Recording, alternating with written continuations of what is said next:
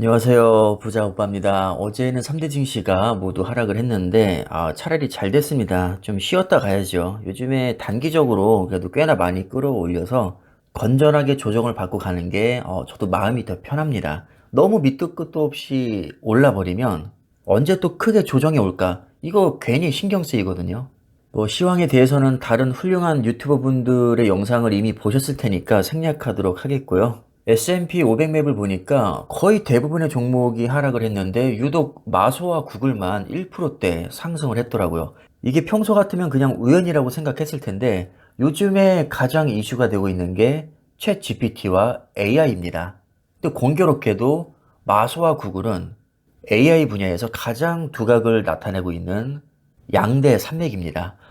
지금 상황에서는 이게 우연이라고 보기에는 좀 어렵다는 거죠. 필라델피아 반도체도 마찬가지로 거의 대부분의 종목이 하락했는데 AMD와 엔비디아만 좀 올랐다는 거죠. 근데 또 공교롭게도 AI 분야에서 가장 주목을 받고 있는 반도체 중 하나가 바로 GPU고 그 GPU 분야에서 독보적인 세계 1위 기업이 엔비디아, 2위 기업이 AMD입니다. 그래서 오늘은 AI에 대해서 제가 좀 말씀을 드리고 싶은데, 뭐 어렵게 생각하실 필요 없고요. 그냥 인공지능인데요. 인공지능이라는 것은 그냥 인간의 두뇌 역할을 반도체가 대신한다.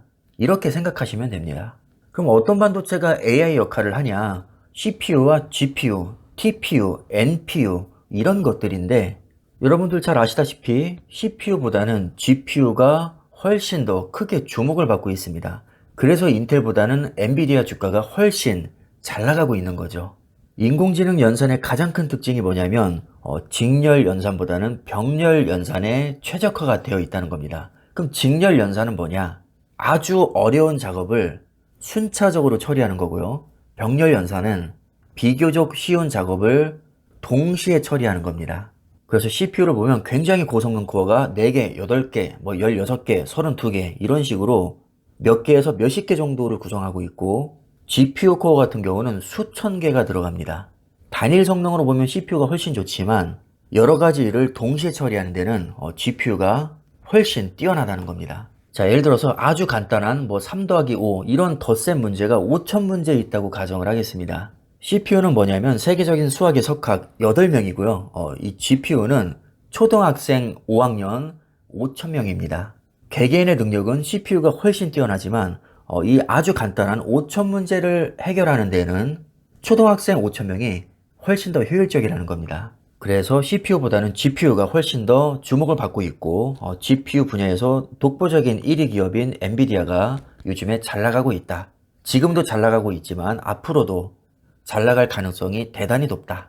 이 정도로 이해를 하시면 될 것 같습니다. 자, 그리고 지금 챗 GPT가 엄청나게 돌풍을 일으키고 있는데 아마 앞으로도 계속 뜰 것 같거든요. 근데 최근 기사 제목을 보니까 챗 GPT 수요는 늘었는데 웃는 기업은 따로 있다. 이렇게 되어 있거든요. 자, 이게 과연 무슨 의미일까요?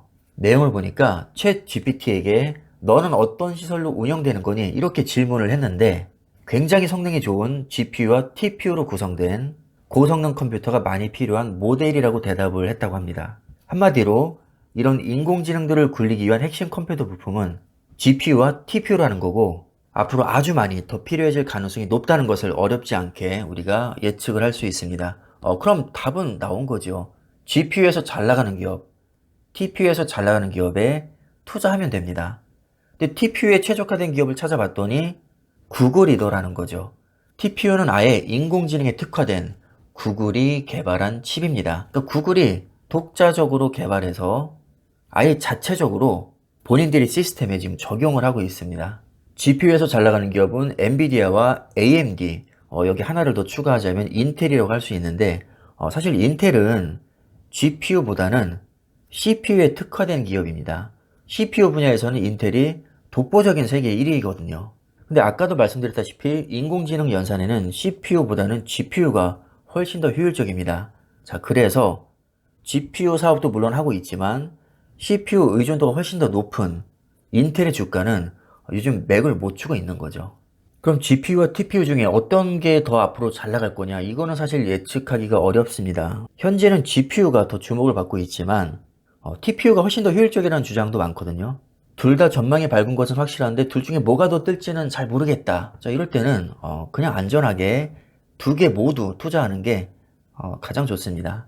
사실 TPU뿐만 아니라 NPU도 요즘에 주목을 받고 있는데, NPU는 뭐 우리말로 해석하면 신경망 처리 장치라고 할 수 있거든요. 뭐 이 분야에서는 삼성전자, 퀄컴, 애플, 뭐 이 정도 기업들이 지금 두각을 나타내고 있는데, 공통점이 있죠. 바로 모바일 AP, 즉 스마트폰 핵심 두뇌를 설계하는 업체라는 겁니다. 현존하는 반도체 중에서 가장 높은 기술력이 들어가 있는 반도체가 바로 모바일용 반도체거든요.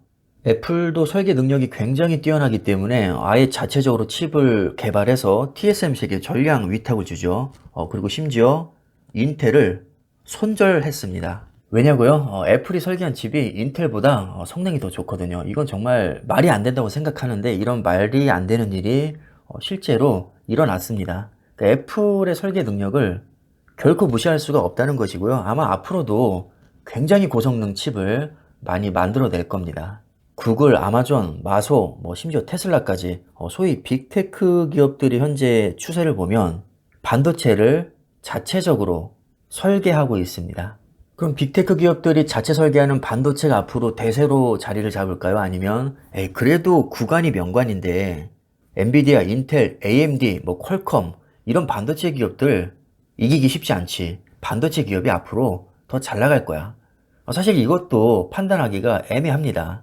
그래서 저는 나스닥 100과 필라델피아 반도체에 양다리를 걸치고 있습니다. 자, 둘 다 전망이 밝은 것은 확실한데 어떤 게 더 잘 나갈지는 좀 아리송하다는 거죠. 그래서 나스닥 100 3배짜리 TQQQ와 필라델피아 반도체 3배짜리 SOXL에 지금 투자를 하고 있는데, 향후 수익률이 어떤 게 더 좋게 나올지는 알 수 없겠지만 저는 두 종목 모두 굉장히 크게 성장할 거라고 확신을 하고 있습니다.